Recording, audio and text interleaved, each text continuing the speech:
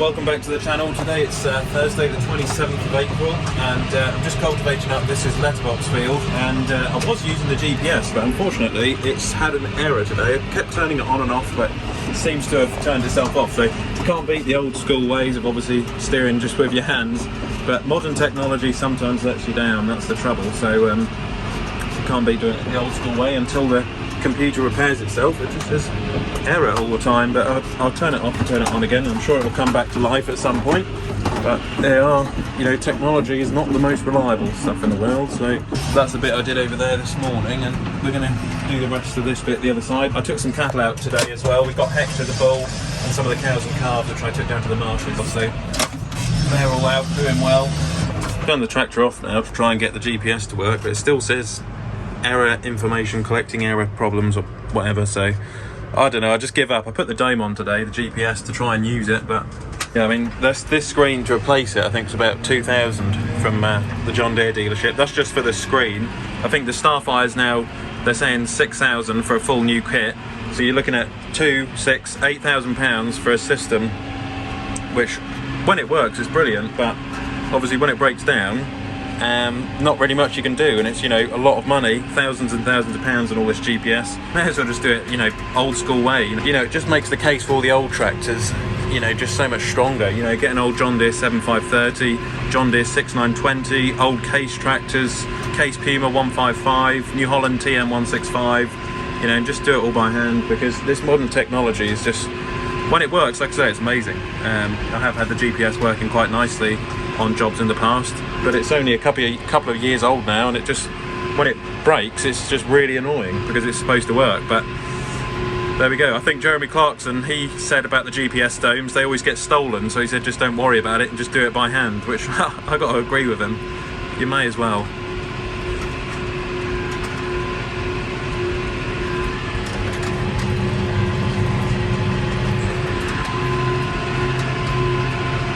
It lives. It's just changed back to the John Deere screen.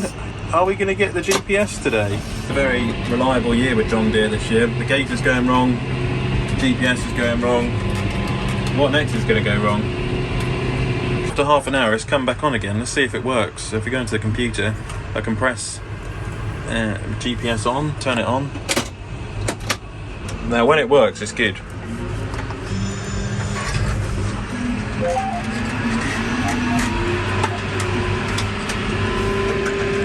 That is pretty good once you get going.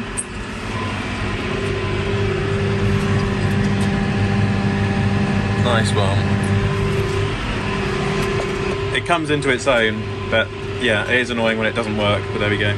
That's more what it's supposed to look like. When you get the gaps on the screen, you can miss one out, and then it's easier to turn at the end. I should really have topped some of this off, just flailed it off. It's like old bird cover mix. But at the end of the day, when the cultivator goes through it, it's all dead, so it'll crumble up into nothing much. And I'm going to once this is all cultivated, come over here with the spinner and the quad bike, and we're going to spin some grass seed on. And then I think we're going to use this area, there's a couple of hectares around here, we're going to use for like growing hay, so like make a little hay meadow. And this scheme I think has come to an end with this sort of environmental scheme thing.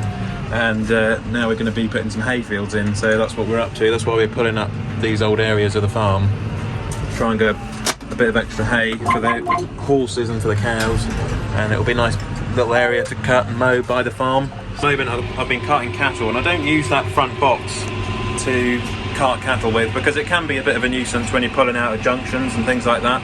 So if you're wondering why I haven't got the front box on, that's why I haven't got it on.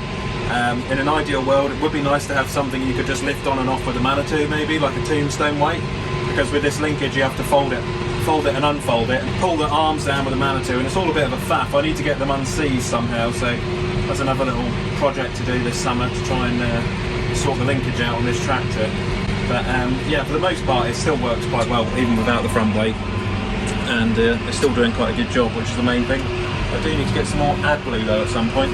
You'll see this is like the gallops, the sort of horse diversification, and it's really busy in the summer when of course the weather's changed. There's quite a few jockeys now which turn up from Newmarket and use it in the winter, which has been quite interesting to see.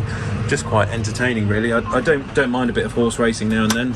It's something a bit different, and yeah, it's probably one of the only horse things I do enjoy is a good bit of horse racing, a bit of a bet, have a few drinks with some friends, and it's quite good fun really. I enjoyed my day down at the Yarmouth races the other day on the Grand National Day, and there's also another one I think we're going to go to in Newmarket soon to go and see the Newmarket races, so see how we get on with that.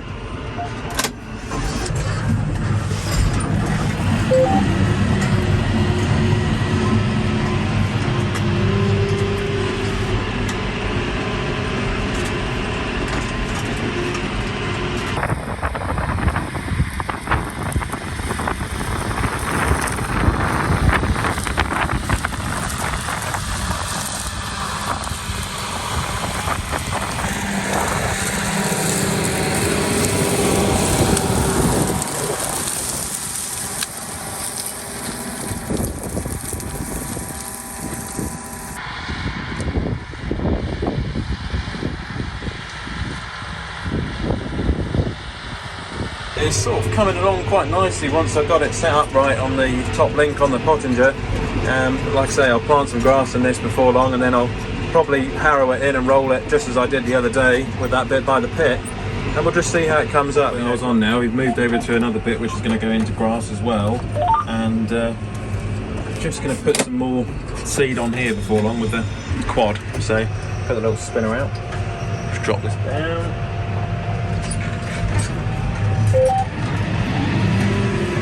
You can see the birds are out today in full force.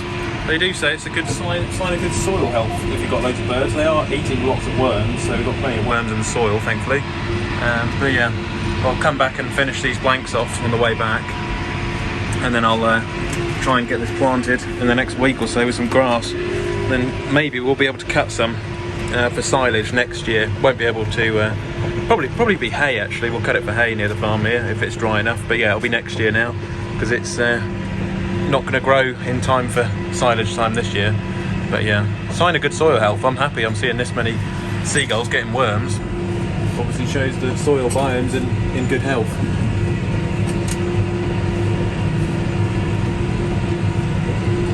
Made quite a fine seedbed, which is what we want for the grass. It's a shame I wanted to put some more fodder beet in this year, but this is written down as grass now, so I'll have to go in. But yeah, we have got quite a bit of fodder beet in already to feed the cows next winter. So always thinking about the feed for the cattle really, and you know what's ahead. Got to look forward to next year and try and get enough food to keep them going. So see how we get on, get this little bit finished off. The markers I put out to kind of guide where we were from the barley. That's the barley at the moment. It hasn't been the best year really. Such a dry February and then a wet March. Alright, well I've done the jobs today, got the cattle out, did that bit of cultivating, and unfortunately, great British weather, it's a bit of a washout for the rest of today. So it's cold as well, it's gone down to about 3 or 4 Celsius, so cold weather, wet weather. I thought this was behind us to be honest, but unfortunately it's just the way it's going this year. We're still not into some warm weather, so the barley will be suffering a little bit from this, so will the silage fields. And the fodder beet and sugar beet, but on the plus side we have got some rain to keep the grass growing, so you can't complain too much. But it would just be good if it would warm up a little bit, but time will tell, you know, every year's different. So yeah, with that, thanks for watching, keep liking and subscribing, and I'll catch you on the next one.